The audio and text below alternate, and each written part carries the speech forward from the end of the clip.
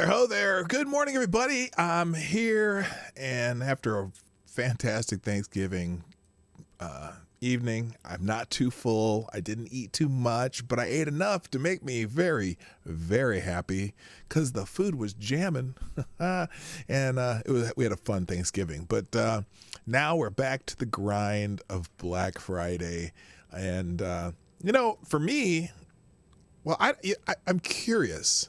I'm curious what it's going to be like out there this year because, with the visitor from the east that seems to be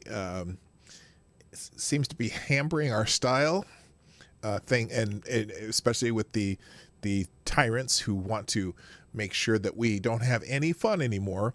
I just think maybe it's going to be a little bit mild out there. I don't think there's going to be people out there waiting in line to get that $100 flat screen TV they get on sale because they only have 15 of them, so they're all hankering to get the doors. I don't know. I didn't even see any traffic out this morning, so I have no idea.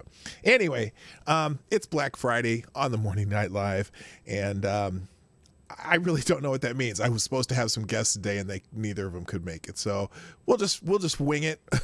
But I'll still talk about some of the things I want to talk about, and some of the things you want to talk about, and so on and so forth.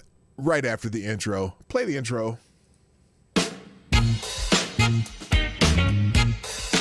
Ladies and gentlemen, coming to you live from the Lucky Dog studio in a hidden location somewhere in the upper Midwest of the United States of America, it's a brother making his own way but with all the wrong opinions. Welcome to the Morning Night Live with your host, yours truly, Dawg Knight.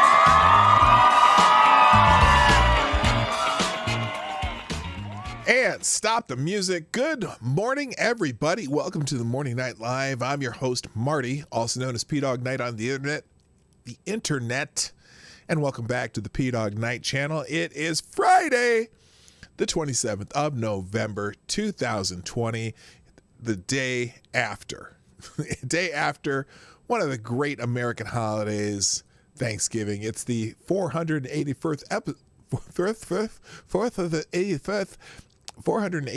episode of the Morning Night Live, and I seem to be tongue-tied. I must be listening to Joe Biden a little too much. Come on, man. But it happens. I just want to welcome you to this lovely Friday episode. Oh, and you know what else Friday means? You know what Friday means?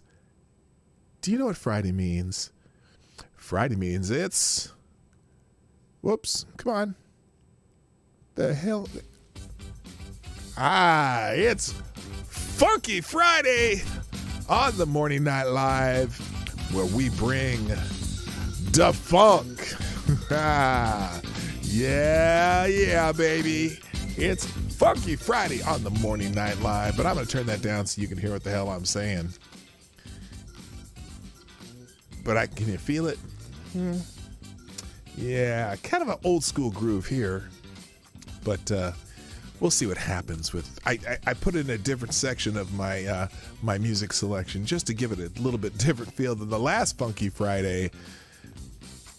And away we go. How did everyone enjoy their Thanksgiving holiday? As I told you over the last couple of days, we made 2 complete meals for Thanksgiving. One to deliver to some of the people who couldn't make it to our house this year. We usually have about 15 people that come by, and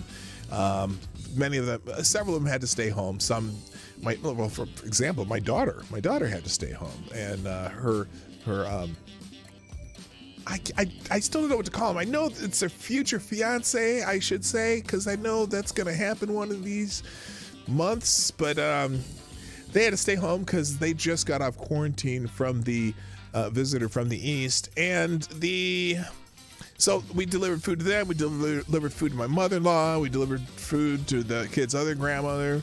We delivered food to some friends, and then my son and his significant other came over, and two of the other college friends of theirs that usually spend Thanksgiving with us joined us also. So we didn't have a whole ton of let's put it this way.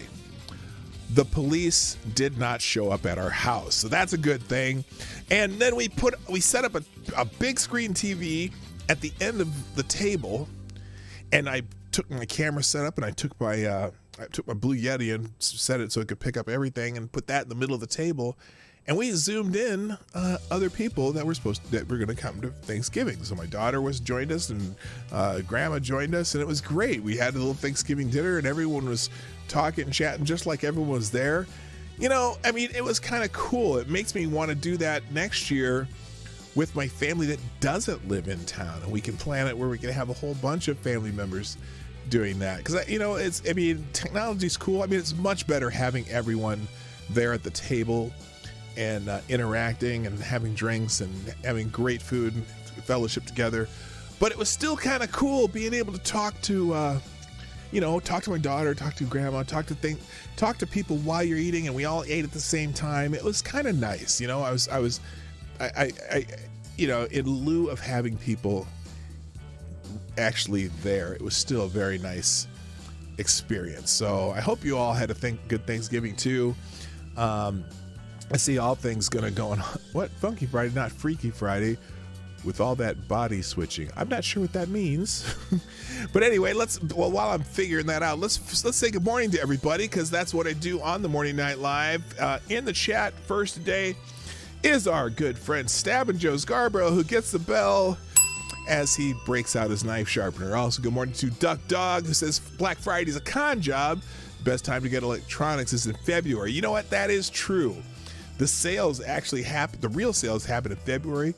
What they do on Black Friday is they say, okay, we're going to have a limited number of this particular item, and we'll put that at this ridiculous discount. But then they may have 15 or 20 in the building. That gets everyone in the building.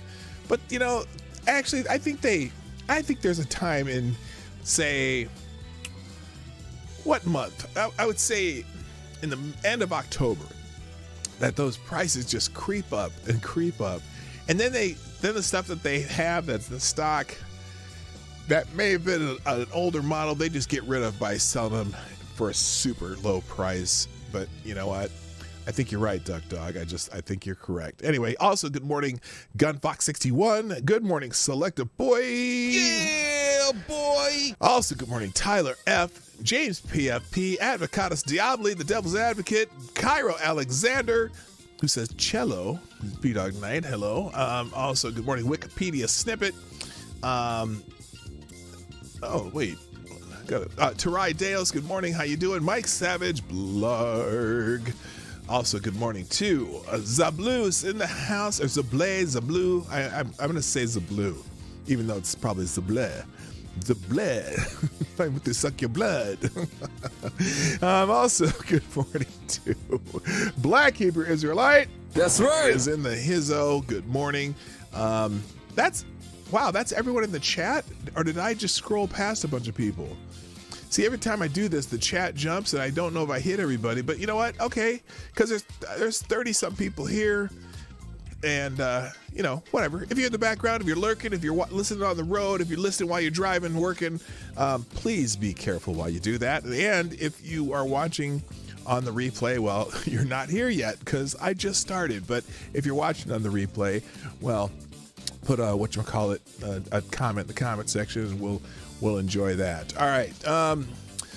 So, excuse me. I got a little coof. Hey, I'll tell you what. And I do have my cup of Reparations coffee today in the Slut Cup. That's actually Salt Lake City, Utah, but you know what I mean. And the coffee's hot and it's flowing. It is good today. All right. Now I was going to talk about, I was going to have a couple of guests on. We were going to talk about some issues. Being it Black Friday, we're going to talk about some issues with black people. But my guest had to back out this morning, so I am still going to talk about this one article, which I found completely and utterly ironic. Okay, not even ironic. I think it's overdue. That's what I should say, because apparently, out in the great state of Oregon, there's a city called Portland, right? And everyone knows about Portland. Portland's been a shit show ever since was it March? Was it March when George Floyd passed away from a fentanyl overdose under the knee of a police officer? And out in Portland, they've been having these little protests, so to speak, with all the Antifa activists, right? But the protest, well, actually, okay, wait a minute. Let me jump back here. We had protests with the Antifa. Black Lives Matter had protests in Portland, and Antifa like to join them, right? And the problem is the Black Lives Matter protests, for the most part, other than some heated rhetoric, were pretty peaceful, right? But that was during the daylight. And then all of a sudden you got all these Antifa, who are really just the same anarchists that were protesting the World Trade Organization 20 years ago. I mean, it's the same fucking people. They seem to cause a little more problems than the Black Lives Matter people. Every time they showed up, shit started breaking and windows started breaking. Now they just have this constant nightly window breaking ritual where they run around businesses and areas of Portland and break shit for no real apparent reason, just because they want to break shit. Okay? Well, the long overdue awakening by the Black Lives Matter people seems to be happening. And this is from the Daily Wire. Portland's black BLM activists say they're done with white Antifa and want separation. Apparently this is an integration experiment that has not gone well. Oregon's Public Broadcasting reports Wednesday that black members of Portland's Black Lives Matter movement are tired of their anti-racism demonstrations being hijacked by the mostly white Antifa anarchists and are working to separate the two movements as protest continues. Now, just reading that much, can you see where there may be a possible challenge here? By the way, good morning, Check Your Logic. Good morning, Cracked. How you doing? Do you see where the challenge might be here? Because you know that the Antifa people are ne'er too fond of anyone who challenges them at all. And it makes me wonder to myself, is it possible that the tensions that they call them tensions here between the Antifa and Black Lives Matter groups in Portland could start going at each other? Does anyone see that happening? I certainly do. Antifa does not like to be challenged. Anyway, tensions between black activists fighting for racial justice and anti-establishment protesters have bubbled beneath the surface for months, the outlet says, noting that many of the anti-racism protests now in their 6th damn month. Why? Who knows? In Portland, of all places. Have you been to Portland? I really liked Portland when we were out there last year. It was a nice city. We were fortunate enough to be there at a time when there wasn't a whole lot of, I'll just say, activity going on.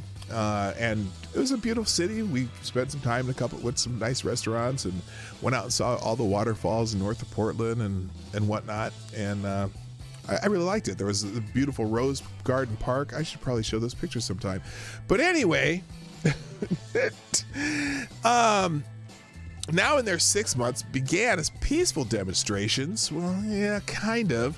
This is accurate. Many of the anti-racism protests now in their 6th month began as peaceful demonstrations, but became violent after nightfall when anarchist groups who organized on social media appeared.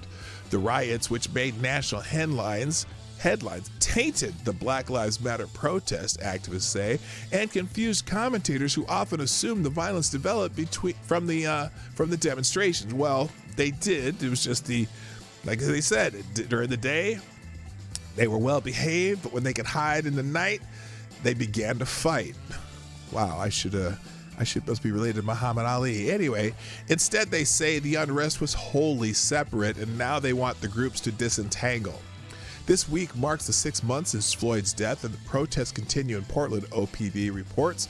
But now activists in the city are divided as to whether they are still fighting in a racial justice movement centered on black lives, or if an unfocused anti-establishment fight against capitalism and state power has usurped the initial cause that brought thousands of Portlanders into the streets. Well, I could have told you that 6 months ago. Good morning, SpamBot22, and good morning, you're a ridiculous lunatic. BLM activists also contend that the largely white Antifa group is privileged.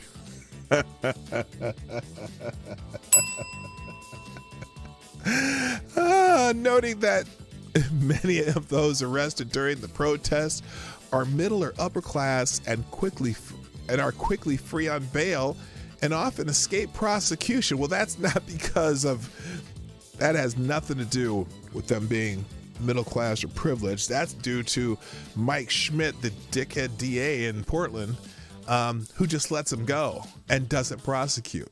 He's not prosecuting anybody, white, black, or otherwise. Anyway, he says, but they say that these are luxuries not often afforded to people of color who tangle with the same justice system.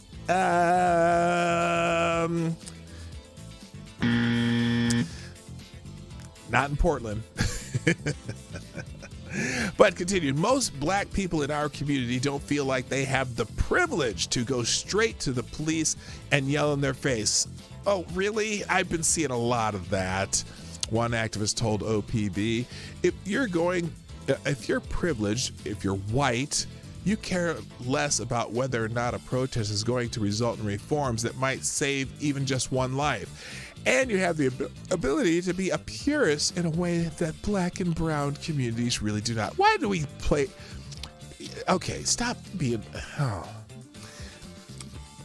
That's some weak ass tea right there.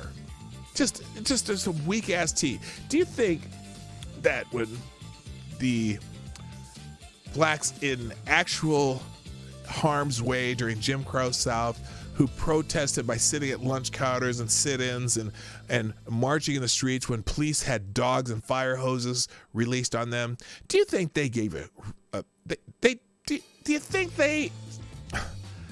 Oh my God, these people are so weak. They're fighting nothing anyway. Continuing, the privilege gap becomes an even bigger problem, BLM activists say, when the anarchists push back against peaceful protesters who suggest less violent tactics might be more effective at achieving protest goals. In Portland, especially, the notorious Antifa-aligned Pacific Northwest Youth Liberation Front excoriated more peaceful groups for pacifying the nightly Justice Center action, calling members of BLM police collaborators. Oh my God.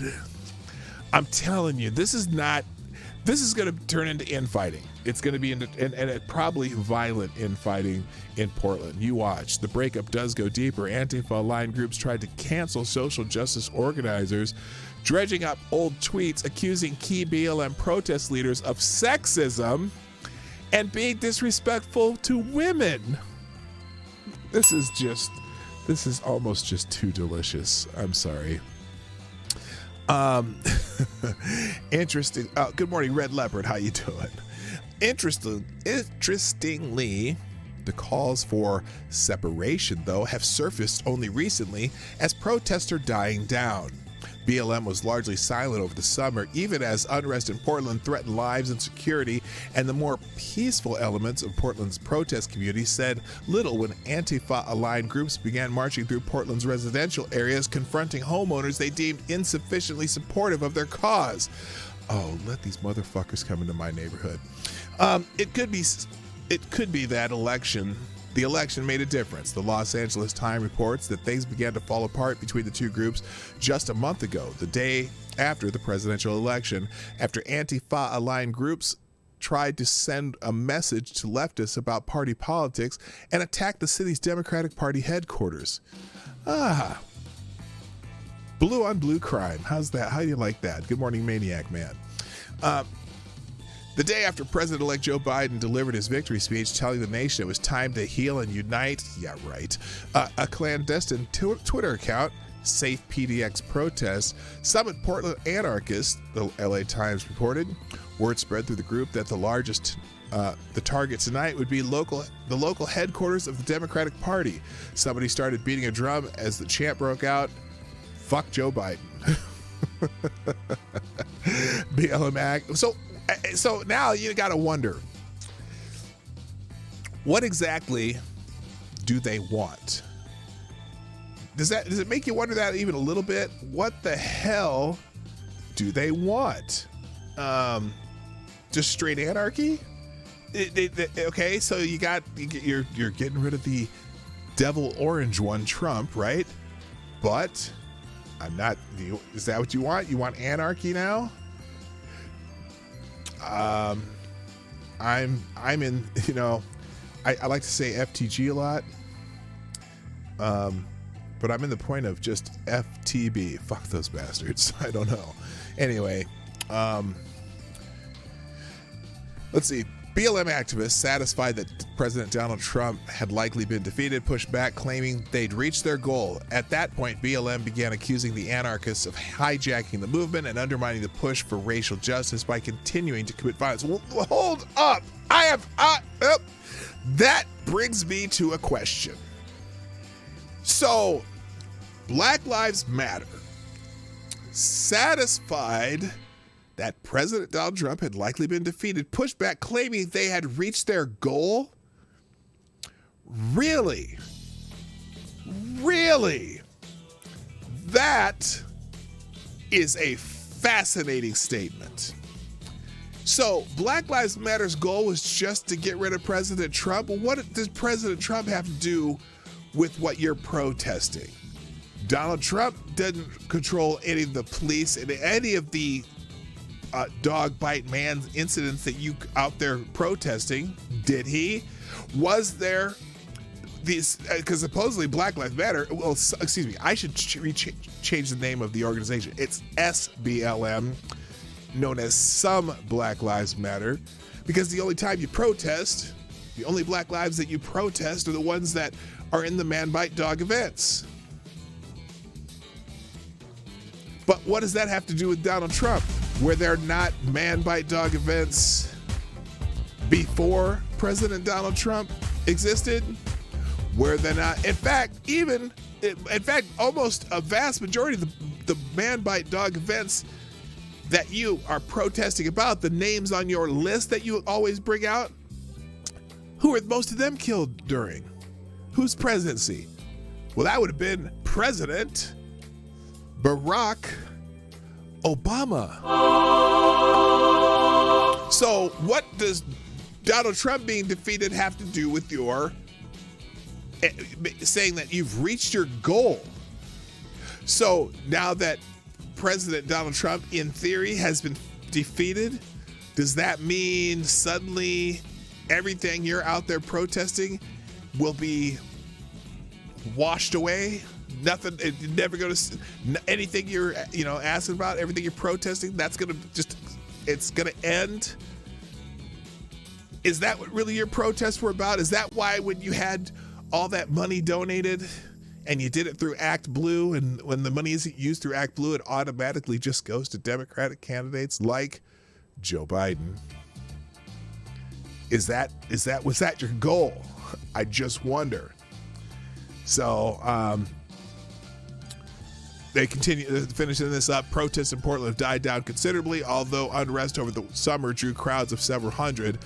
A demonstration over the weekend drew just over a dozen individuals. So the Portland protests are dying down. Even they still go out and break windows every night. So anyway, first donation of the day from our friend Gunfox61, who you are the new Streamlabs Superstar Donor of the Day. Thank you, Gunfox61, for the $2. And the message is, Black Lives Matter versus Antifa members fighting is what we call a cripple fight. Let them fight. Just throw them some bats and bricks to bash each other over the heads. Hey, thank you for that. And yes, thank you very much. I appreciate the donation. And, you know, I know there's a company out there, one of our sponsors, who can make that happen. Remember, one of our sponsors is Bats for America. Oh, where is it? Oh, shoot. I was going to... where is it? Well, I can't find it. Anyway, Bats for America, one of the sponsors of the Morning Night Live, would be able to help them with that. Oh, I see what's happening here. You turned it around. Okay, so anyway, thank you, Gunfox61. And if you'd like to make donations to the show, you can do that through Streamlabs or Super Chats or Venmo or Cashapp. All that is in the description down below. All right, let's move on. Let's see. Well, this is kind of related to an article that I saw in the American Thinker. And it's, let me get it so it fits on the screen correctly here real quick. Let's see, let's do that. There we go.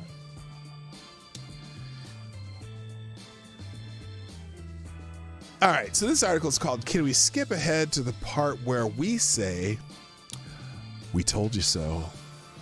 This past summer, the people of Minneapolis simultaneously saw its government implode and riots explode. All this violence and destruction was predictable to lucid people. It was also predictable that the defund the police movement would end in disaster for every city that tried it. The Minneapolis City Council, which also led on the absurd idea by endorsing legislation not just to defund, but to abolish their police department and replace it with a pretend police agency, this predictably led to an increase in crime, especially violent crime. And just like many other cities, since this whole movement's been going on, we've been seeing a lot of violence in the Twin Cities here. More so in Minneapolis than in St. Paul, though. I mean, it's interesting. It just happens to be the city that took some just uncharted action is having the worst results. Anyway, not long after voting to defund the police, Minneapolis City Council members began hearing complaints from their constituents about rising crime in their districts, car racing, property damage, assaults, and home invasion robberies. Who would have guessed that would happen? As for the social workers and violence interrupters that were supposed to solve everything, a poor social worker was recently murdered while on duty in Seattle. Now, the Minneapolis City Council wants to spend more than $500,000 to hire police officers from surrounding agencies to augment their police forces, or cops. Good morning, Fight for Your Rights. Let's see here. The council intends for those officers to help reduce crime in the city. What about their own officers? Well, they're headed towards other agencies or other careers. They know when they're not welcome. Will the city even be able to attract area officers willing to work off duty for the city council or mayor who hate cops? City officials have demonstrated they are anti-law enforcement. The mayor forbidding life-saving police training for officers, and the city council voting to abolish the police department. What will happen if one of those borrowed officers, especially a white officer, is forced to shoot a suspect, especially a black suspect? Anyone think those Minneapolis politicians are going to back that officer? If history is any guide, they will not only toss the officer under the bus, they will then hop aboard the bus and run over the cop themselves. Just pause here. Thank you, GunFox61, another donation through Streamlabs. Marty, I'll say it again. If Pedo Joe wins, I hope they all lose their jobs. I hope the local businesses close and the people who have to take a 30 to 45-minute bus ride to a store to buy stuff, if the buses even go there, and their lives are worse. It's a certain... You don't want to see people suffer. And yet, people are already suffering. Now, for example, that Target that got trashed down in Minneapolis, we talked about this before. So they're rebuilding the Target, and for some reason, I don't know what this means, but they're saying it's a more POC friendly Target and whatnot, which is just mumbo jumbo. It's a fucking store that sells shit. Who knows? Maybe they have more black hair care products or something. I don't know what a POC friendly Target is.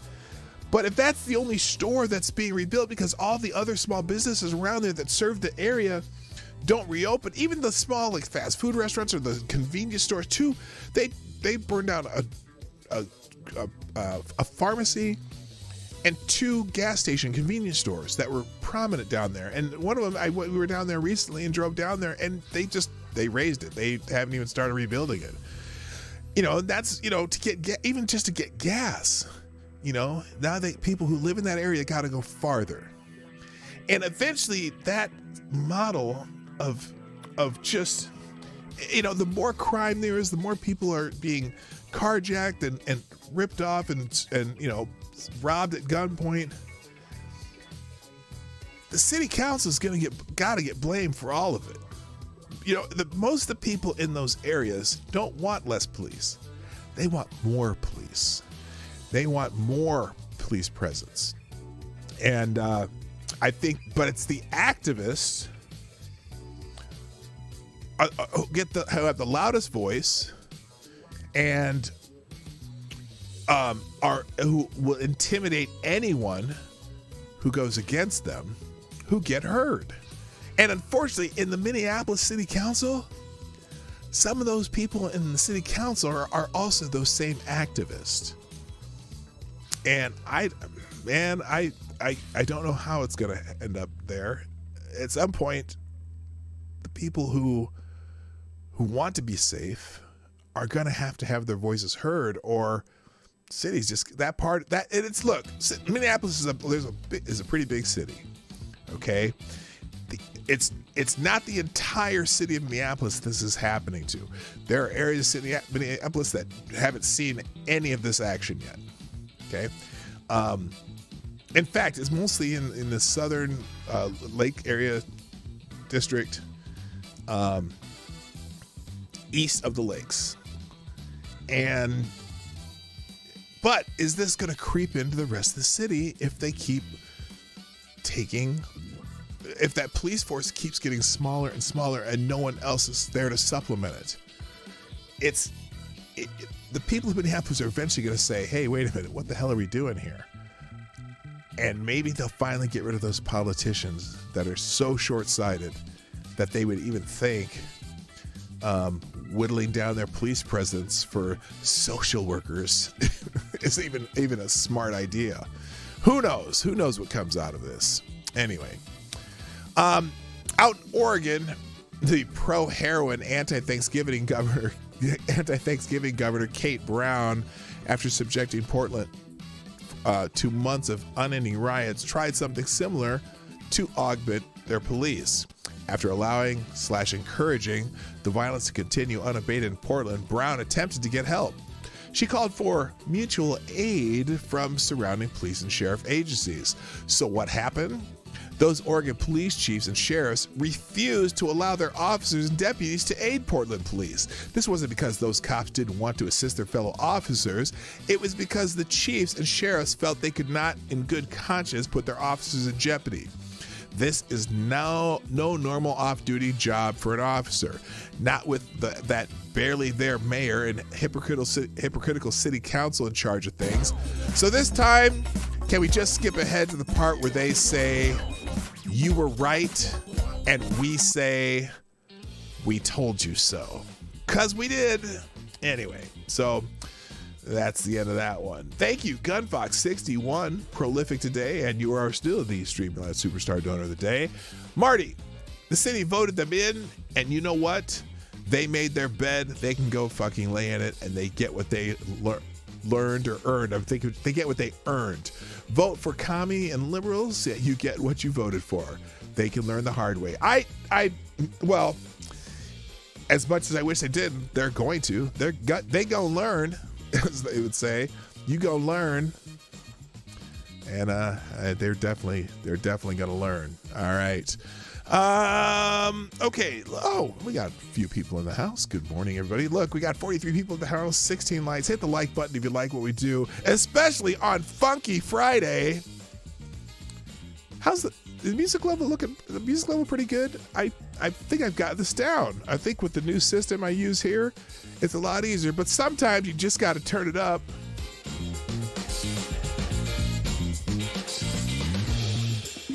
Yeah, can you feel it? It's Funky Friday on the Morning Night Live. I'm going to turn that down because we have another super chat from Mr. Jedi Ghost Bear, who says, good morning, tagged you on Iran news on Twitter. Okay, well, cool. I'll check that out. Well, hopefully I'll get to it by the end of the show here. Other news, Mario Cuomo's not, or Mario, I said it again. I did it again, didn't I? By the way, thank you for the $2 super chat. Jedi Ghost Bear, who's in the house. Good morning, by the way. Also, good morning, Rod Line. I see you popped in. Anyone else I'm missing here? I'm scrolling. I think I've got everybody. Cairo, did I say good morning to you yet? Cairo Alexander, what's up? And Maniac Man, I think I'm caught up now. Good morning, fellas. Oh, and Greed Badger Outdoors. How you doing? All right, let's move on.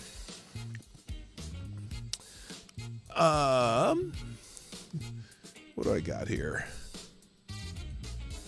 Oh, that's my theme song playing right now. Oh, by the way, the big news yesterday, over the weekend, excuse me, President Trump pardoned a turkey, and he pardoned a hero. The turkey was an actual turkey, and the hero is General Michael Flynn. Thank you. We got a super chat from Stabbin' Joe Scarborough. Thank you. I see that. It says, hello, Marty. I'm on the internet today looking for a sharper knife. Happy Black Friday. Hey, I bet you get some good Black Friday knife deals. Knife deals? Make sure you get a nice, balanced, sharp one. Thank you for the super chat. I appreciate that, Stabbin' Joe Scarborough. So, the president, I have mixed feelings about this, by the way, about what I'm about to talk about. President of the United States pardoned Michael Flynn. Now, before I even read this, get into this article from Front Page Magazine, here's my thoughts on that. I would very much have liked the case go back to the circuit, because the judge in that case, the dickhead, partisan dickhead, who wasn't doing it right, because the Justice Department dropped the case. The Flynn's lawyers were fine with that. It was obviously he went back on a plea deal. The only reason he pled guilty because it was a plea deal to protect his son. And when the facts came out and the FBI agents, even in their interviews, said, we didn't think he did anything wrong, and they kept the case going just because they wanted to put pressure on Flynn. I think Flynn knows a little too much about what was happening in that Obama-Biden administration. And so they kept pressuring him. And that's why Judge Sullivan wasn't allowing this case to be dropped. And the circuit told him, they said, hey, you need to get this back in. They weren't going to do the writ of mandamus and drop the case. They told him to make your decision in a timely manner. And the dude was still dicking around. I think Trump finally got sick of it, but I really wish that Trump would have waited a little longer. I wish he could have done it in January. If Sullivan was going to drag this out any longer, he could have waited till January 15th and done this. The only problem is that it was costing Flynn a lot of money. Hello, Uncle Bobbity, how you doing? And Sapphire Dragon. I think that maybe just to give Flynn some relief sooner than later, Trump decided to pardon him. But I wish he would have waited. I wish they would have taken it back to the circuit or even to the Supreme Court and forced that judge to allow him to drop his guilty plea and allow the Justice Department to drop the case. That would have made him an innocent man being innocent versus getting a pardon, which has a slight, even though the people who know the case know that Flynn did absolutely nothing wrong, it gives the other side the opportunity to call him a criminal and a traitor. Well, why would you pardon somebody who wasn't guilty? But anyway, Trump pardons Flynn. Trump puts an end to the relentless partisan pursuit of an innocent man. It is my great honor to announce that General Michael T. Flynn has been granted a full presidential pardon, Trump tweeted on Wednesday. I know you will now have a truly fantastic Thanksgiving. According to a White House statement, the pardon ends the relentless partisan pursuit of an innocent man, and Flynn should never have been prosecuted. The retired general, who formerly headed the Defense Intelligence Agency, was Trump's choice for national security advisor. Flynn was a hardliner against Islamic terrorism and an open critic of the former First Lady and Secretary of State Hillary Clinton. True to form, Flynn fell afoul of the previous administration. According to revelations from outgoing Director of National Intelligence Richard Grenell, UN Ambassador Samantha Power made unmasking requests for Flynn on November 30th, 2016, and then on December 2nd, 7th, and 14th, and again on January 11th, 2017, days before Trump took office. On December 14th and 15th of 2016, CIA boss John Brennan made unmasking requests for General Flynn. Director of National Intelligence James Clapper put in requests December 12th, 28th, and again on January 7th, 2017. FBI Director James Comey requested to unmask General Flynn on December 15th, 2016, and again on January 12th, 2017. On January 12th, 2017, Vice President Joe Biden made his request to unmask the general. As these requests confirmed, General Flynn had become a primary target of the Crossfire Hurricane and Crossfire Razor operations against President Trump. As the Democrat deep state media axis contended, Russian intervention had put Trump in the White House. What? Okay, I see what they're saying. That conspiracy theory does not emerge in the transcripts of the December 2016 Flynn-Kislyak calls, and as they confirm, Flynn was simply doing his job. FBI boss James Comey, who had declined to recommend prosecution of Hillary Clinton in 2016, sent FBI agents to entrap Flynn. Before I finish that, thank you, Johnny Hellcat, for the $5 super chat. I'm off for my Black Friday shift. Got to prep for war. Last year it took me 45 minutes to get to my department. Johnny, I want to update from you on that. Maybe we'll have a special just a special chit chat over the internet to find out if what Black Friday was like this year compared to other years. If it's a little less hectic, or are people out there endangering your life with lack of masks and social distancing. Anyway, and thank you, Gunfox61. Oh, a sponsor! We have a new sponsor, Joe Scarborough, Stabbin' Joe. Listen to this. This is a new sponsor for the Morning Night Live. American Knives. In need of sharp, stable, sharp knives? Well, look no further. Our knives are titanium carbide tip knives, great for throwing and cutting hard objects. Black Friday sales, buy 3, get 2 free while supplies last. Snap and Joe Scarborough. That's right up your alley, baby. Thank you, GunFox61, for alerting me to our new sponsor, American Knives. Made in America. All right, continue on. So when Comey sent the agents to entrap Flynn, what is our goal? What read one agent's notes? Truth, admission, or to get him to lie so we can prosecute him or get him fired. They were trying to get him fired and prosecuted. That's a very good ad, by the way. Don't forget to rate the ads on a scale of 10. 10 high, 1 low. Flynn pleaded guilty to lying to the FBI, and his case landed with Judge Emmett Sullivan.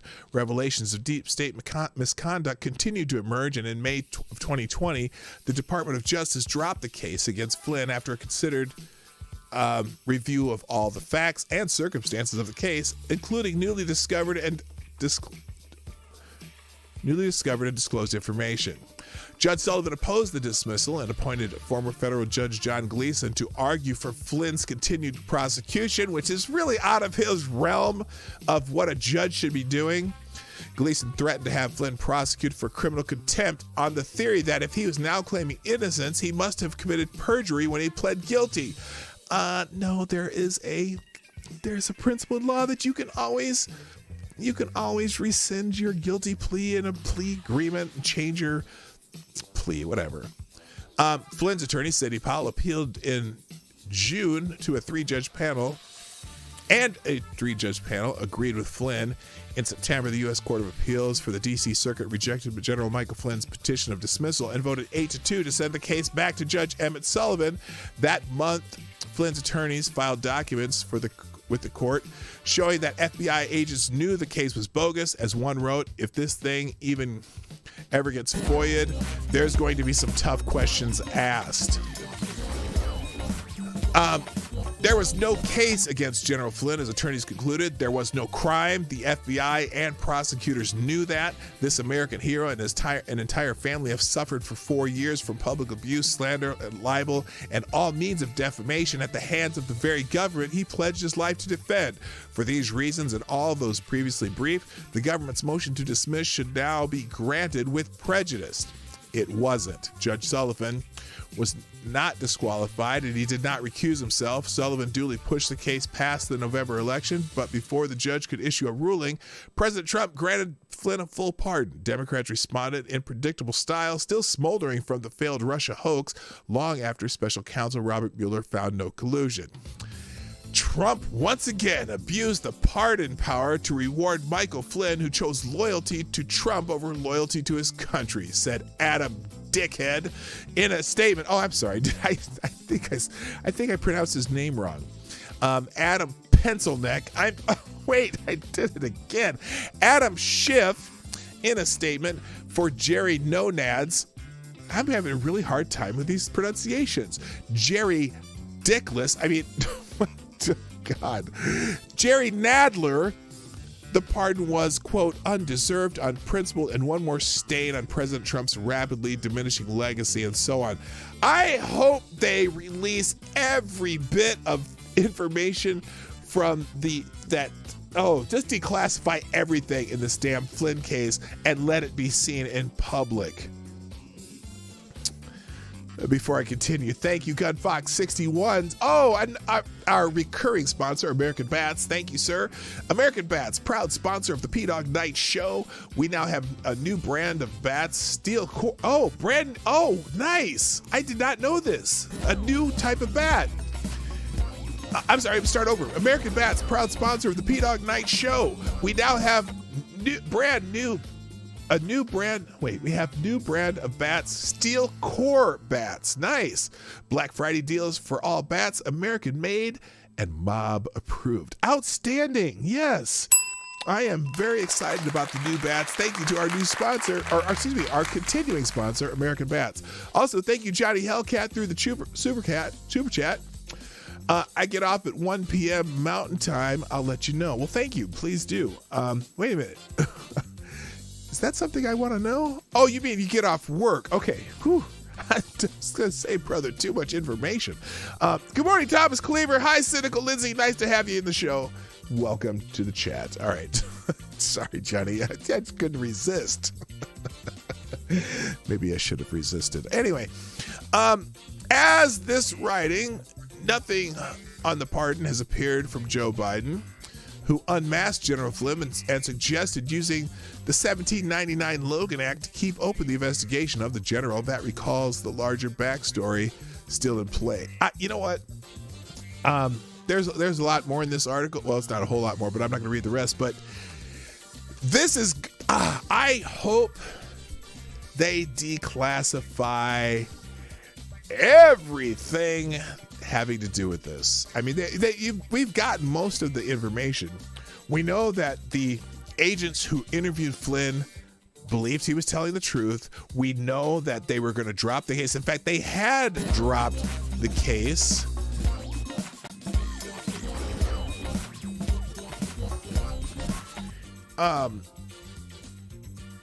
Another one of our recurring sponsors. I'll tell you, I'll get to that in a second. They had dropped the case. And who told them to keep going? Now, it's a little murky, but my understanding is that President Obama had a hand in keeping the case going when they decided to go to the White House, and James Comey had something about to keep it going. I'm just telling you, it's not good.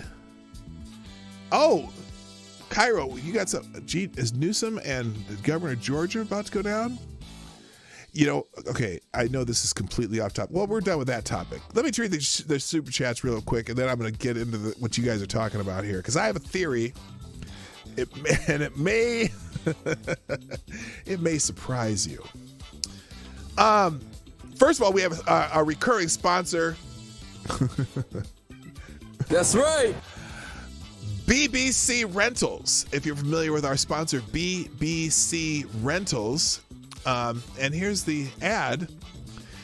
If your wife is filled with white guilt, who wants to give back to the black community, start with BBC Rentals. This Black Friday, we're running a free cream pie with every 2-for-1 deal. She'll be giving back for 18 years. BBC Rentals, unless you're racist. That's right. Thank you. BBC Rentals, who gets a bell and a clap and a cheer and... Okay. And also, thank you, Johnny Hellcat, who says, that's part of the update. Wink, wink. I don't want to hear about that update. Unless she's really hot. I'm just telling you. All right, let's move on. Cairo Alexander, what do you? Let's see here. If gruesome nuisance follows Cuomo's guidance, his denouncement of SCOTUS as irrelevant should see a judicial spanking if the Biden regime is then installed. And then you're also talking about something about who's this now? Yeah, I'll give that out of 10. It's on the edge. City Pal says the governor of Georgia and California are going down. You know, I don't know about the governor of California, but I have an interesting theory right now, and I know it's just speculation. It's more of a fan fiction in a sort of a way, but just to hear me out. So in the state of Georgia, right, Governor Brian Kemp had a hand in bringing in the Dominion voting machines, right? And the Secretary of State, the current Secretary of State in Georgia, had something to do with that, right? And I gotta wonder, one of the reasons Brian Kemp might be pushing back so hard on the investigation into the election. Now, granted, this is not official. This is not based on anything other than how sometimes my mind goes off in a different direction. Could it be the reason Brian Kemp doesn't want anyone looking into what can happen with the Dominion voting machines? Could it be that those machines were also used in his election to slightly alter some numbers, and it turns out that Stacey Abrams was correct and that she won the governorship of Georgia? But there's a perfect storm when you think about that, because if that were the case, wouldn't Stacey Abrams be forced to admit that Donald Trump won Georgia? Can you see the irony of what that scenario brings? Because she has never conceded. She has never, ever, and you know what that deserves? That deserves a, whoops.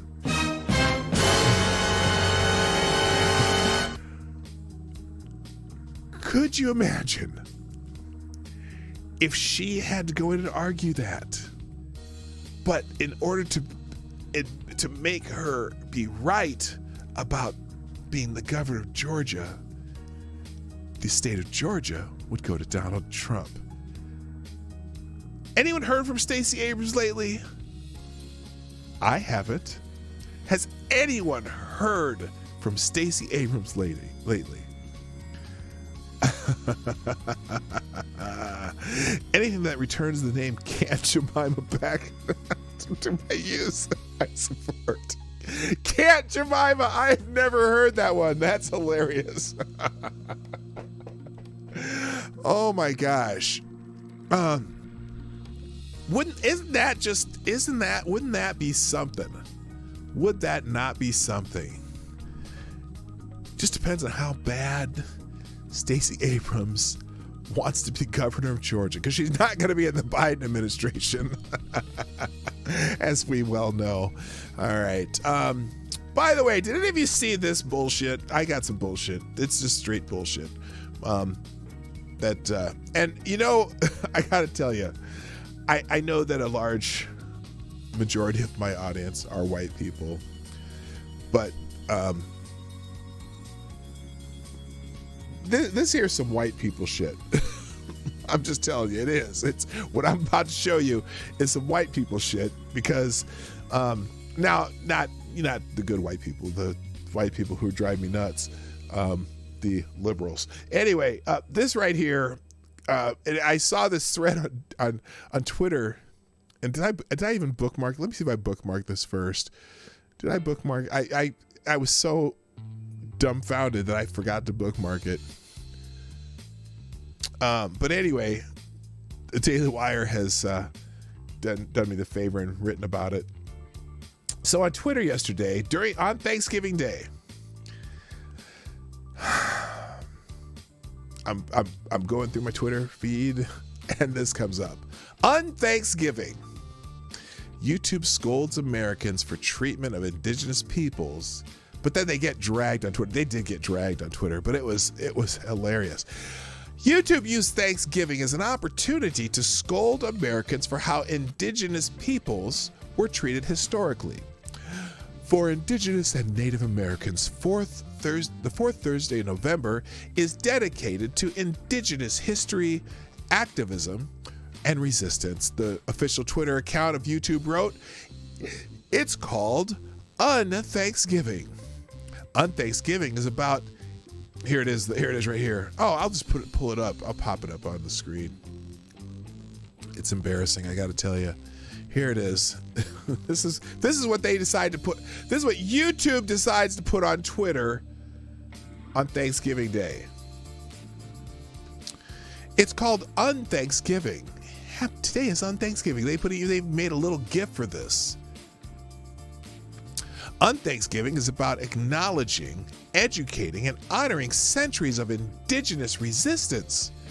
Coinciding with New England's National Day of Mourning, On Thanksgiving activates Alcatraz Island, the site of a 19-month occupation by Bay Area natives in 1969.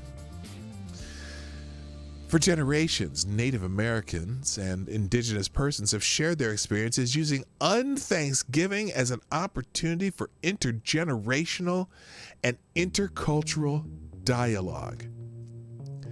Now, you know damn well. You know damn well no Native Americans wrote this bullshit. This is some white people shit. I'm just telling you right now, and I don't mean you good white people who watch my show. The intersectional blue and multicolored hair YouTube asswipes wrote this shit. Generations before have lived on these lands. Days like Unthanksgiving are opportunities for learning and understanding whose land you live on. Find out here. Now,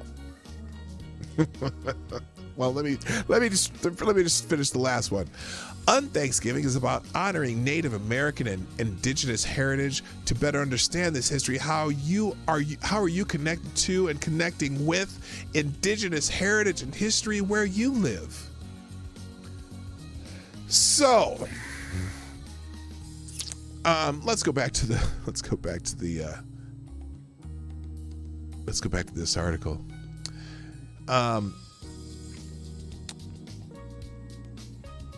So, by the way, the thing about the Alcatraz Island, they put a little thing on here. According to the book Indians in North America, Alcatraz, which was published in 1995, the 19-month occupation of Alcatraz Island that began on November 20th, 1969, is a watershed in the American Indian protest and activist movement. Prior to this event, Indian activism was generally tribal in nature, centered in small geographic areas, and focused on specific issues such as illegal trespass on Indian lands or violation of Indian treaty rights for access to traditional and hunting fishing sites.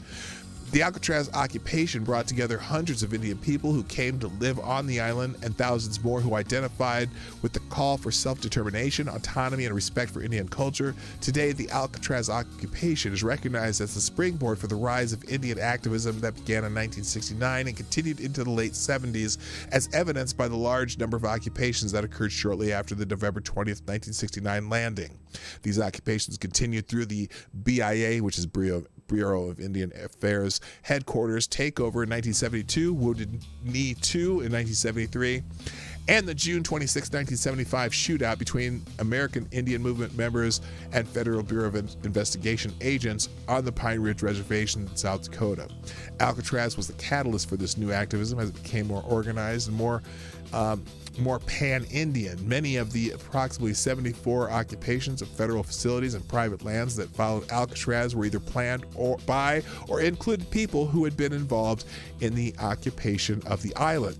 The Indian people who organized the occupation and those who participated either by living on the island or working to solicit donations of money, water, food, or electrical generators came from all walks of life. Some, like Richard Oakes and Lanata Boyer, were college students trying to better themselves and Indian people through education.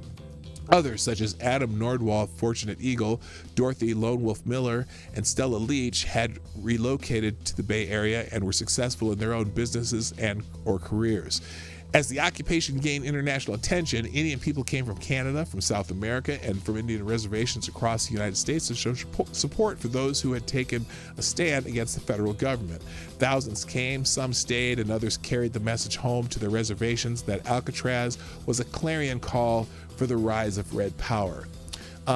Now, as a publication, YouTube's initial tweet is ratioed and the comments are almost universally negative. Author James Lindsay tweeted a warning sign with the caption, "This claim about the entire populations being activists by default is disputed.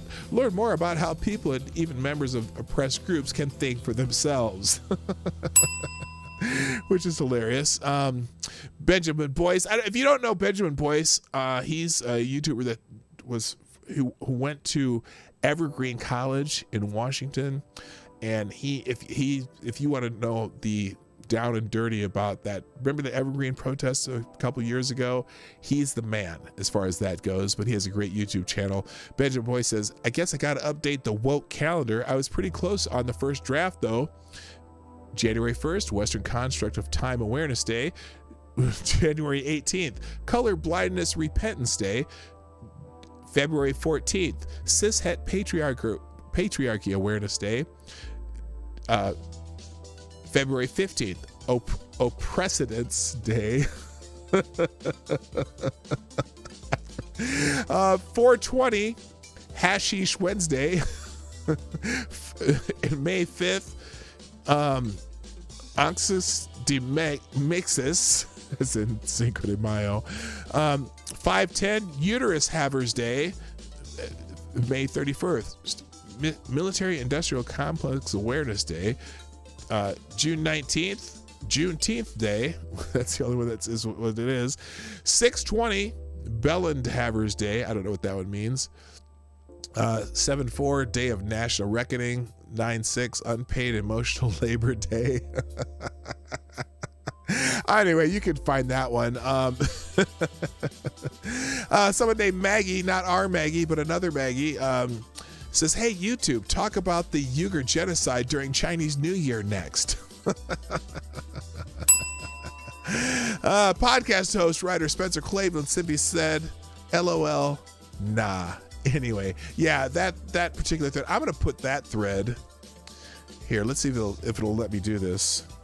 If you haven't seen this Twitter thread, it's something to behold. It may or may not work. Nope, too many letters. Anyway, all right, screw it. We'll just take that away. But yeah, on Thanksgiving Day, they decided to do that, and but not nary a peep about actual Thanksgiving Day. So if it were Thursday, I'd be yelling FTG to YouTube. Anyway, really quick, well, let me do this. I'm going to run my commercial and then I'll be right back. We'll see you in about 1 minute.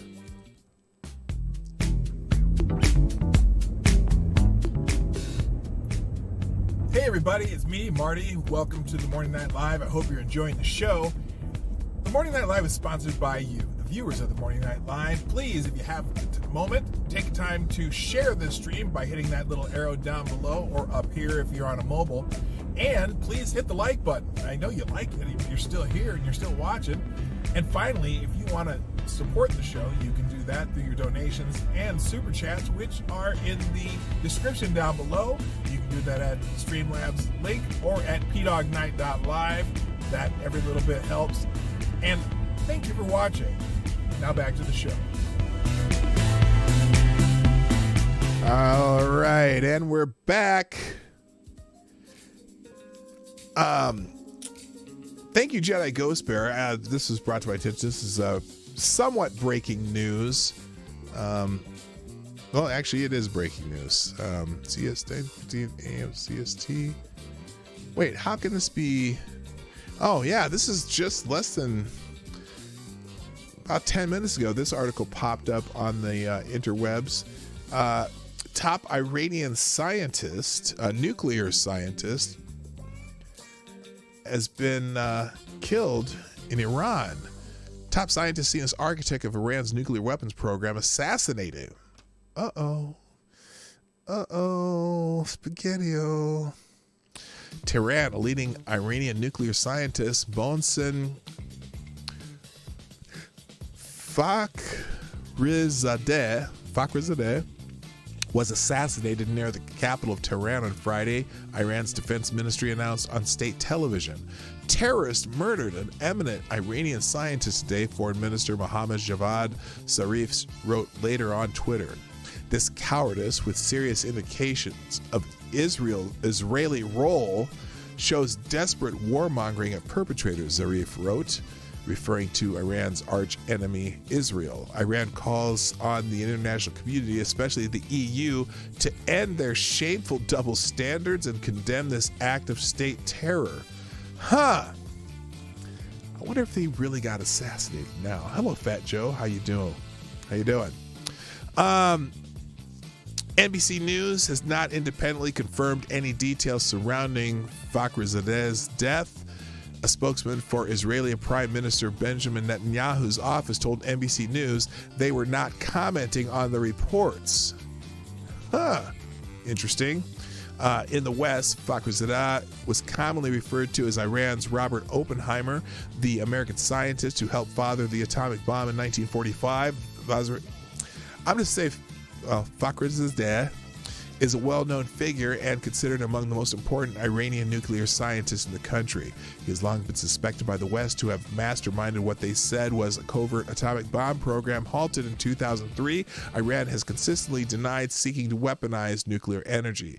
State media reported that Fakhrizadeh died in an attack on the Absard area of the province of Damavand, about 40 miles east of Tehran. In 2018, Netanyahu gave a presentation in which he unveiled what he described as material stolen by Israel from an Iranian nuclear archive and showed a photograph of Fakhrizadeh. This is how Dr. Mohsen Fakhrizadeh, head of Project Ahmad, remember that name, Fakhrizadeh, Netanyahu said. They are not commenting. Interesting.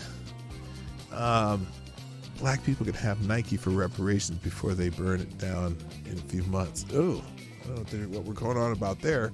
Uncle Bobby, I ran along the avenue. Oh no, some dude is shooting. Oh, that dude is shooting. No. And I ran so far away. I just ran all night and day. I couldn't get away.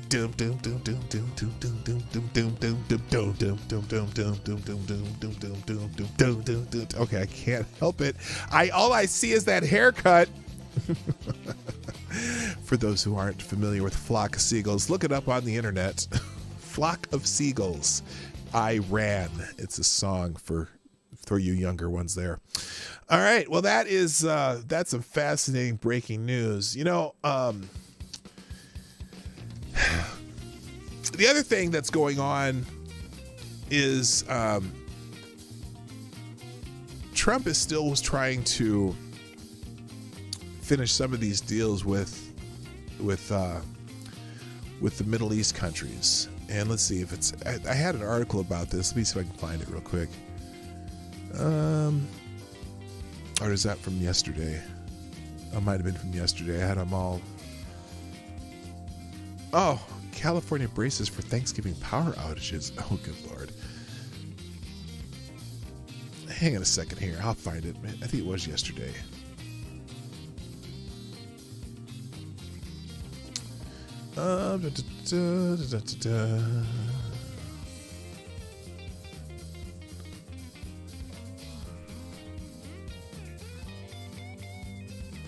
Okay, right here.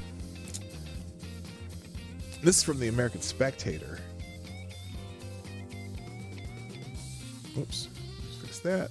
Make sure it fits on the screen here.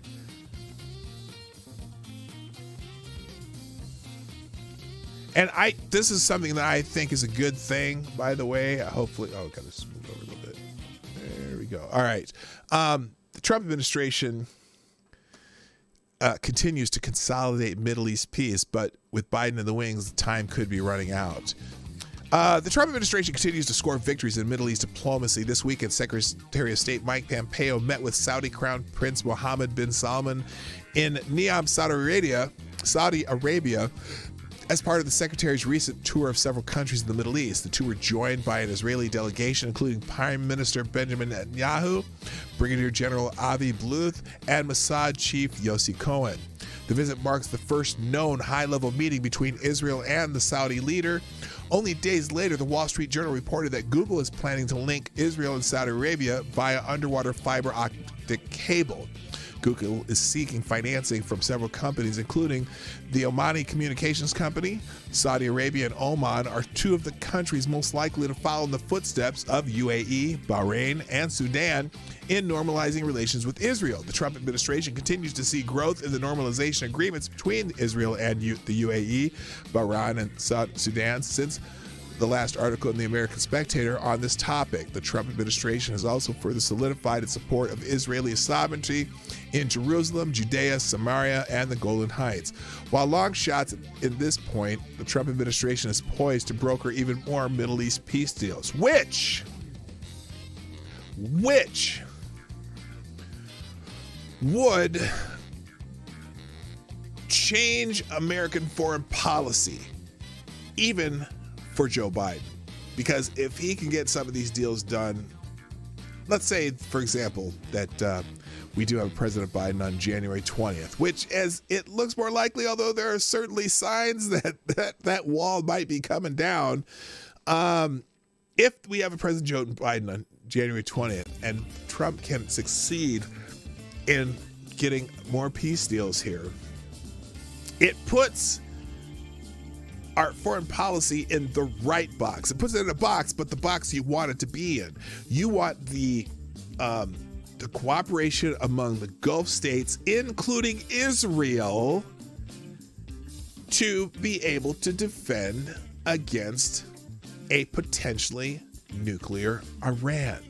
You want the Gulf states dealing with this, not us. And if that continued coalition between the defenses of the Arab states are all having diplomatic relations with Israel, that is a much more powerful deterrent than the big dog in the background, which is us, barking all the time. It just puts more force. It means you get a whole pack of dogs in the area instead of the big dog across the street. So it's a strategy that probably should have been thought of a long time ago. Again, let the forces in the region deter other forces in the region. Anyway, Israel-Uae relations continue to grow since the last update. Israel's cabinet, as well as UAE, ratified a multi-visa waiver program, and the two countries have agreed to visa-free travel prior to the launch of this program. El Al Airlines will begin flights to Dubai on December 13th. Israeli Arabs are also increasingly benefiting from increased business with travel to the UAE. See, you got to remember, a lot of people forget that Israel is a multicultural society. There are a lot of Israeli Arabs in Israel who live their life freely. They're represented in the Israeli parliament. They have businesses. And if they can, if they're allowed to do business in other Arab countries, that's good for both sides of this, whatever you call it, debate. So, and the fact, Gunfox, thank you for being here. I see you're on your way out. Have a good day, sir. We'll see you on the next time we see you. So this is a good thing. Israeli and Emirati chapters of Startup Grind hosted an online event with several other countries to discuss joint business opportunities. Additionally, former Israeli Finance Minister Moshe Carlton will run a new investment fund with members of Abu Dhabi's royal family. Prime Minister Netanyahu will reportedly visit the UAE next week. This is amazing. Then there's also developments in the Israel-Bahrain relationships. Their relations also continue to grow since the last update. Israel's Knesset approved its normalization agreement with Bahrain 62-14, with all 14 votes against coming from the Arab Joint List Party. The Joint List were also the only ones who voted against the Knesset's 80-13 approval of Israel's normalization with UAE in mid-October. Secretary Pompeo's recent trip to Israel was joined by a Bahraini delegation. When in Israel, Bahraini Foreign Minister Abdullah Af-Zayani commended the warm peace that will deliver clear benefits to our peoples. Both countries are on track to open embassies in each other's country by the end of this year. Israeli Foreign Minister Gabi Ashkenazi That's a terrible name for an Israeli person. Will soon be the first Israeli minister to visit Bahrain in an official capacity, and Prime Minister Netanyahu will go to Bahrain on an official visit as early as next week. In tourism, Bahrain and Israel will also launch an e-visa program in December 1st for mutual travel. Manama's Ritz-Carlton became Bahrain's first hotel to have a kosher kitchen. This is amazing. And then they have more develops with other relationships. So what's coming next? Possibly, let's see, there have been several positive developments suggesting that the Trump administration might be able to broker other normalization agreements with Israel. Secretary Pompeo hinted as much in a recent interview with Al Arabiya, which is in Dubai. In addition to potential deals with Saudi Arabia, Oman, and recent developments bring deals between Israeli, Djibouti, and Niger, and even long shots like Qatar, Pakistan, and Lebanon back into play. Holy shit, are you kidding me? Oh man, that would be fantastic. That would be fantastic. Djibouti, well, here, I'm gonna just put the rest of this, you can read the rest of this yourself, but and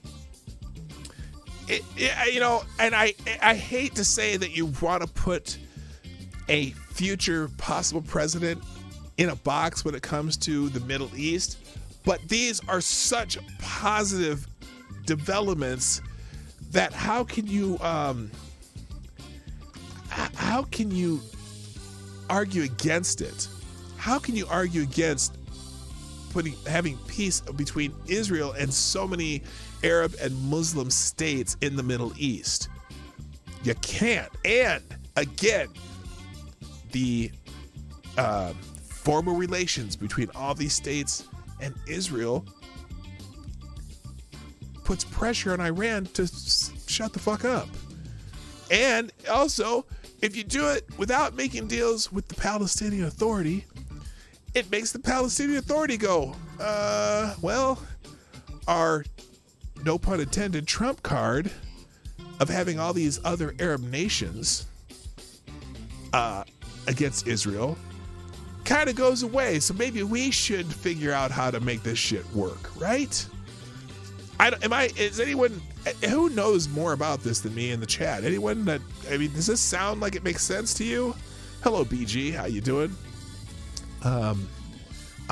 I don't see a downside to this. Good morning, Special K on acid also. By the way, everyone grab your coffee. I got the Salt Lake City, Utah cup. And let's have a sip real quick, because I just realized I'm not in a hurry to get out of here today, so I might actually go to 11 or noon or 10 or wherever you are. I might go to the top of the hour for a change, which I kind of do all the time anyway. I'm always late to where I'm supposed to be, but you know how that goes. All right, anything else? Let's see if there's anything. Oh, I don't know if you saw this. I'm kind of jumping all around here, but this one this one's kind of juicy. So the Supreme Court recently ruled against Andrew Cuomo. I think did we talk about this earlier? I don't think we did. I kind of hinted to it, but I didn't really get into the details. So Uncle Bad Touch. Joe Biden's in the house, by the way, and that'd be Uncle Bad Touch in the chat. And he said a cup.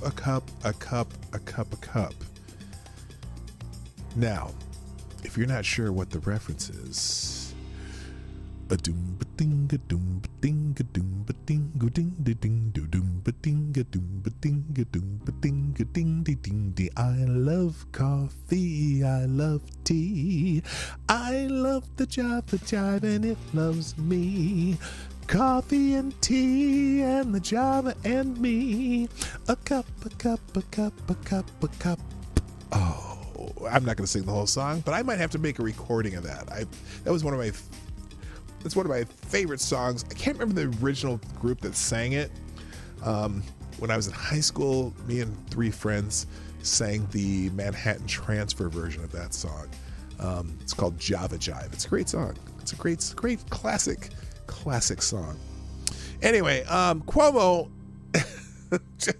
got a smackdown by the Supreme Court, and he's not taking it well. The Supreme Court order temporarily blocking New York from setting coronavirus capacity limits at houses of worship, Cuomo called it irrelevant and moot, which is, now the Twitter thing on here says him calling the ruling irrelevant despite decision. It's a little bit sensationalist, but he called it irrelevant moot because of they had a reason for calling it that, but he still wasn't too happy. Did I say Manhattan Transfer? I did say Manhattan Transfer, didn't I? I could have sworn I did. Anyway, in a 5-4 decision, the court sided with the Roman Catholic Diocese of Brooklyn and Orthodox Jewish synagogues who sued Cuomo over his restrictions on congregating in state-designated coronavirus hotspots, saying his action trampled on religious freedom. Cuomo, in a Thanksgiving Day conference call with reporters, insisted the order was moot because houses of worship in question in the current battle are no longer in designated red and orange zones in Brooklyn and Queens, so the restrictions no longer apply to them. Well, still, I think they'll come back and have some words about this if you try to do it again. The safety restrictions to tame the pandemic imposed attendance caps at houses of worship from 10 to 25 people, respectively. The plaintiffs argued that the restrictions violated their religious freedoms under the First Amendment and unfairly targeted them, while businesses deemed essential, including groceries and takeout restaurants, were allowed to operate. The Supreme Court made a ruling. Now, this is what he said. Well, here, let me see if I got him on. We have this on video. I don't know. Here it is. Let's see if this plays. It should play eventually. This is from Sean Hannity's show. I believe that law enforcement officer violates his or her constitutional duty. I don't consider them a law enforcement officer because you don't have the right to pick laws this is something else that you think you will enforce, and you don't enforce laws that you don't agree with, right? That's not a law enforcement officer. Okay, this is what he called dictator. law enforcement officers who won't follow the law. Dictators. This is not the right one. That's wrong article. Anyway, excuse me. Well, anyway, Cuomo said, the Supreme Court made a ruling. It's more illustrative of the Supreme Court than anything else, Cuomo said, noting the court's new conservative bent with the addition of Justice Amy Coney Barrett by President Trump. It's irrelevant, and any practical impact because of the zones they were talking about is moot. It expired last week. It doesn't have any practical effect. The lawsuit was about the Brooklyn zone. The Brooklyn zone no longer exists as a red zone. That's mooted. So that restriction is no longer in effect. That situation doesn't exist because those restrictions are gone. The governor's legal advisor, Beth Garvey, said houses of worship are now governed by the less restrictive 50% capacity limits. In its decision, the nation's highest court said that the decision temporarily blocking Cuomo's executive order on the 10 and 25% occupancy limits remain in effect pending further deliberation in the U.S. Court of Appeals for the Second Circuit. They acknowledge the order narrowly addresses the zones in question, which are outdated. Still, in the larger context, the 5 justices in the majority warn they won't tolerate violations of the First Amendment right to religious freedom, telegraphing what they might do on broader cases involving statewide restrictions on houses of worship, for example. Members of this court are not public health experts, and we should respect the judgment of those with special expertise and responsibility in this area. But even in a pandemic, the Constitution cannot be put away and be forgotten, the justices said, which is, it amazes me that this was not a 9-0 decision, that it went 5-4 and Roberts even voted against this idea. I don't know. Wait a minute. Let me do this. Let me see. Let's look something up real quick. First Amendment. First Amendment. Let's look it up here. The First Amendment to the Constitution. Let's just read this bad boy right here. Will this be it? Oh, here we go. The First Amendment to the Constitution. Is this it? Is this the whole thing? No, this is... Dear readers, please help legal... no, I'm not going to do this right now. No, this is an overview. I want the actual text. Well, here, let's see. The First Amendment of the United States Constitution protects the right to freedom of religion and freedom of expression from government interference. From government interference.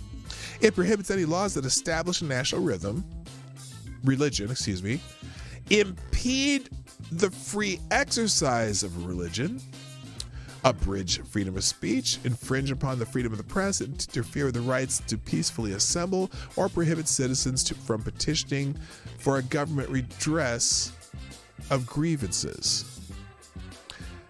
Now, I'm reading that, and that seems to be almost the exact text, even though it's not verbatim. Let me read. It prohibits any laws that establish a national religion, impede the free exercise of religion. Do you see anything in there that says anything about unless the government thinks they have a good reason? Anywhere? What part of that? Now, I need the text. Let me get the text, because that's not the text. I want the text of the First Amendment. U.S. Constitution, First Amendment. Here we go. Here's what it says verbatim. Congress. Now, remember, there's, what is it, the 14th Amendment, equal protection or something like that? Congress shall make no law respecting an establishment of religion or prohibiting the free exercise thereof, or abridging the freedom of speech or of the press, or the right of the people to peacefully assemble or to petition the government for redress of grievances. Doesn't seem, I don't see, in case they think there's a good reason in that First Amendment. Now, granted, it's not Congress making a law. This is the state of New York. But remember, there's something known as the Supremacy Clause, and that has nothing to do with... it has nothing to do with being... No, the Supremacy Clause. It's not about white supremacy. Hey, kid, shut up. Just shut the hell up. It's not that kind of supremacy. The Supremacy Clause, meaning that states cannot pass laws that violate the United States Constitution. Now, there's some issues, 10th Amendment issues in there and whatnot, but Cuomo's not even arguing that. He's arguing that, well, it doesn't matter, it's moot, it doesn't matter. It's only because this Supreme Court said it, because they're having different makeup, right? And probably a little more makeup now that Amy Coney Barrett's in the house, but that's a whole nother story. So let's see. The justices noted that while worshipers can watch services on television or remotely, it's not the same as personal attendance. Catholics who watch a mass at home cannot receive communion, and there are important religious traditions in the Orthodox Jewish faith that require personal attendance, the majority said. The critics of Cuomo's pandemic restrictions hailed the order as a victory for religious freedom. Power-hungry Democrats like Cuomo have used the pandemic as an excuse to target people of faith with radical restrictions. It has no basis in science, and the Supreme Court agrees, said House Republican leader Kevin McCarthy. This is a win for religious liberty and a reason to be thankful today, said Staten Island Congresswoman Nalin Maliatakis. Last night's Supreme Court decision is a victory for religious institutions, their congregations, and all freedom-loving Americans. Governor Cuomo arbitrary restrictions not only infringed on our First Amendment rights, but did not take into account building capacity or safety protocols put in place. It is fitting that the court's decision was made on the eve of Thanksgiving, a holiday founded by pilgrims who settled in North America in search of religious freedom. New Yorkers and all Americans have one more thing to be thankful for today. Brooklyn Councilman Kalman Yeager, Democrat from Borough Park, responded in a tweet, "Thanks to Agudah News and Brooklyn Diocese for fighting this important battle on this Thanksgiving Day. I'm thankful that the U.S. Constitution still protects New Yorkers." So even some Democrats in New York are hailing this decision. So there you go. And I'm not the most religious person in the world. I have my beliefs and whatnot, but I'm not, what you'd call necessarily practicing, but I think religious freedom is very important. Good morning, Woodcutter. I didn't even see you come in. How you doing? So saith barbell nipples. Yeah. Yeah, has anyone confirmed that he has the pierced nipple thing going on? I don't know. I really don't want to know. It would be way too much information. All right. Well, like I said, I have a little extra time today because I'm not in a hurry to go anywhere. Let's see if there's anything else to look for here. Barely a win, 5-4. Well, as far as the Supreme Court goes, a win's a win, and it sets precedent. I have no idea what John Roberts was thinking, though. Again, there is I don't see an exception in that First Amendment at all. Oh, because the state says so? Because if the state thinks there's a good reason, you can violate their First Amendment rights? I don't know. I was going to read an excerpt from an article about Obama's book, but I really don't want to. So there it is in the chat. I'm skipping that one. Let's see. Let's find one more article to do, and we'll get out of here. What? Oh, oh my God. Okay, here we go. This is one that I'm sure everyone will be able to appreciate. So, are y'all familiar with Dr. Rachel Levine? Y'all know who that is? Dr. Rachel Levine is what is she right now? She's the Pennsylvania Health Secretary. Pennsylvania Health Secretary.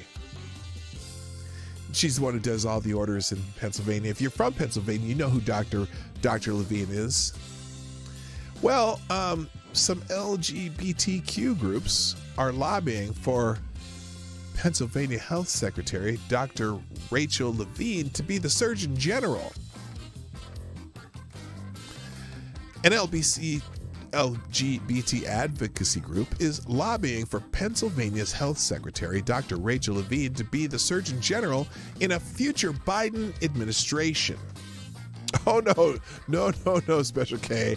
Not a spash. No. Well, then again, I don't know. If you think Dr. Rachel Levine's a smash, that's up to you. I'm going to say otherwise. I think there's a value in giving visibility to doctors like Dr. Levine, who are kind of unique in their field, not just because of their demographics and who they are, but also because of their expertise, said Robin Gonzalez of the Victory Institute, according to local WLVR. We also know that when people know LGBTQ people, it makes them more open to supporting our equality, added Gonzalez, who who claims to have been in contact with Levine recently. Since the Clinton administration, the Victory Institute has been advising presidents on how best to appoint LGBT people to the highest echelons of government.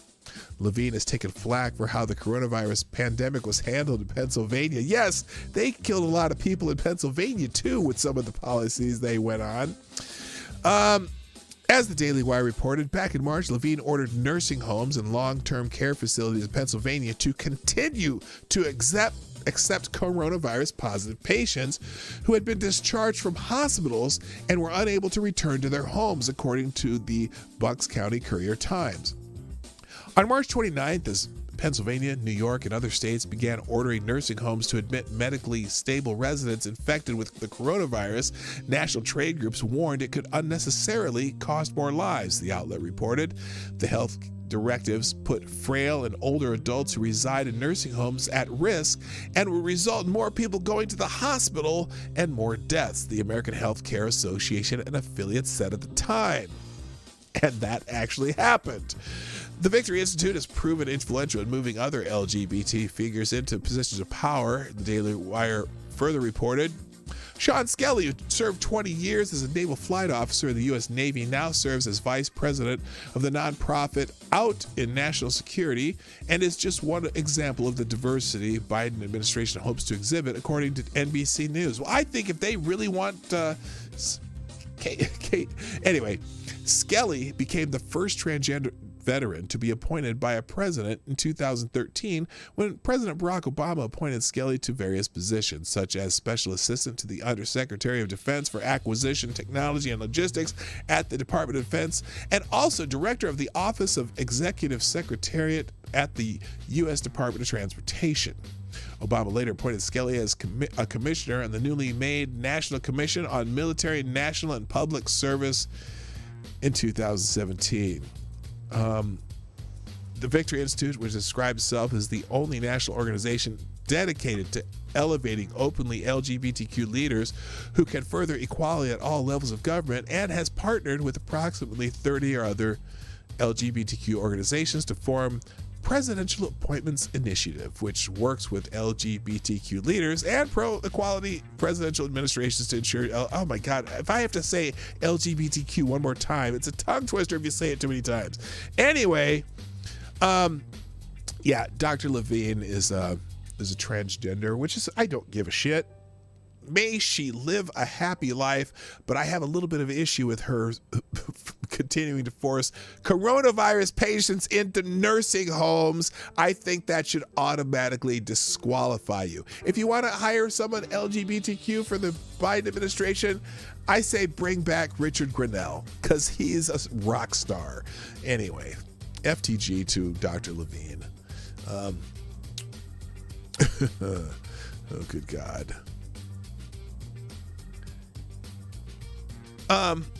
You know what? Let's finish on this. This is I'm going to finish on the same note that JJ Sefton finishes on. We're going to remember. Here, hang on a second. Let me fix this so it fits the screen properly. There we go. In memoriam. Remembering CIA officer Johnny Mike Spann, killed in Afghanistan on November 25th, 2001. The first American killed in Afghanistan after 9/11, part of a small team sent to organize opposition to the Taliban. There's something about this story that has struck an emotional chord. In May 2011, this is from William Jacobson at Legal Insurrection. In May 2011, I wrote for the first time about Johnny Mike Spann, the CIA Special Operations Officer who was the first American killed inside Afghanistan after the 9/11 attacks. Spann and a small operations team entered Afghanistan to organize opposition, particularly among the Northern Alliance, against the Taliban and Al-Qaeda. Spann was killed in a prison uprising on November 25, 2001, soon after he interrogated the captured American Taliban, Johnny Walker Lind. The occasion of my first writing about Spann was the killing of Osama bin Laden in an operation opposed by then Vice President Joe Biden. As he wrote on May 3rd, 2011, hearing the news of Osama bin Laden's death brought forward many emotions and memories. One of those memories for me was the story of Johnny Spann from Winfield, Alabama, the first American killed in the Afghanistan war on November 25th, 2001. Spann was a CIA operative, one of a small number of Americans who landed in Afghanistan, helped coordinate local forces hostile to the Taliban, and directed bombing and other military actions. The story of this small band of men has been told, but not told enough. Spann was killed during the Battle of Kala Jangi when Taliban prisoners gained access to weapons and attacked. Spann was killed during that uprising. One of the prisoners was so-called American Taliban, Johnny Walker Lind, who Spann interrogated shortly before Spann's death. Spann's wife Shannon also worked for the CIA. In addition to his wife, Spann left behind 2 daughters and an infant son. Spann's family established a website to honor his life, and there is a wealth of information and photos at his Arlington National Cemetery page, which I will put which I'll throw in the chat right now. Copy and paste. There you go.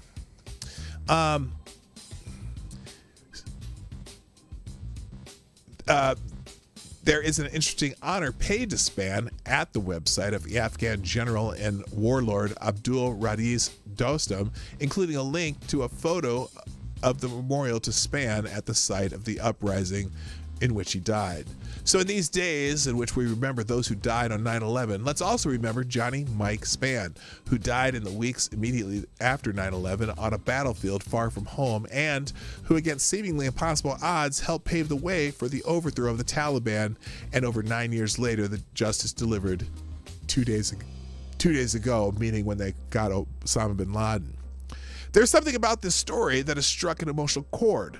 Each year since then, on November 25th, I've remembered Mike Spann and updated any new information that he was able to find out about him and his family. I do so again today.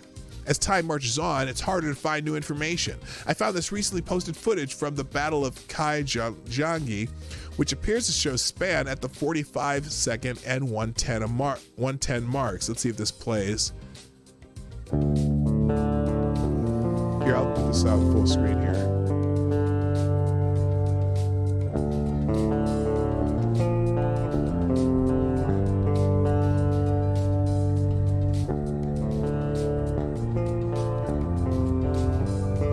So I'll probably get a music strike for this. I'm going to turn my music up.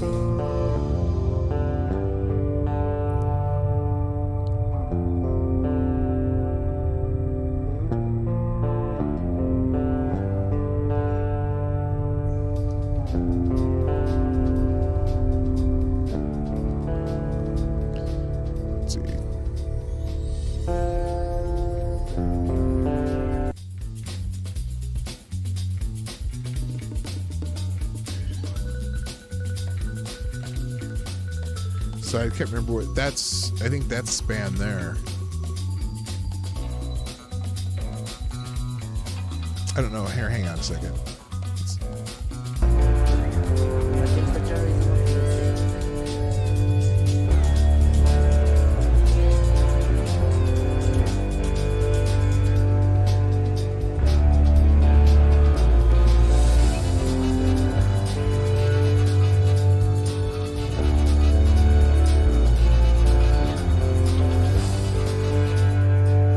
Sorry, I had the wrong thing turned up there. Yeah, it's no problem. All is very long and fun.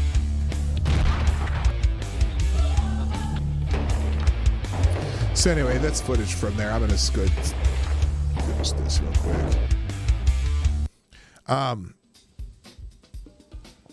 We have posted many times about Spann's daughter Allison and his father Mike, and their efforts to honor her father and son's memory. We found this recent video report in which Allison recounts her father's words before he left for Afghanistan.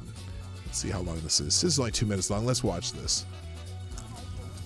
The Capitol building is one of the most recognizable symbols of democracy in the world. That's why flocks of tourists stop here every day to take pictures. Allison Spann comes here every day too, on her way to Capitol Hill to talk to lawmakers. You know you're going to cover politics, and that's exciting because it doesn't just pertain to here in DC. It's something that affects the whole entire United States, so it's really cool to be able to deliver that news that can affect your friends, your family, and even though they may be in California or they may be in Alabama, what you're reporting on is going to affect their daily lives, and it's information that they really need to have. She's a journalist with The Hill, an online political news site. Right now she's working on the hotly debated topic of immigration. But it's just good sound policy for them to receive a path to legalization. Everyone has an opinion about it. There have been a lot of protests. There have been a lot of people lobbying on the Hill. So immigration is a really big story that we'll be putting out a couple more video pieces on in the near future.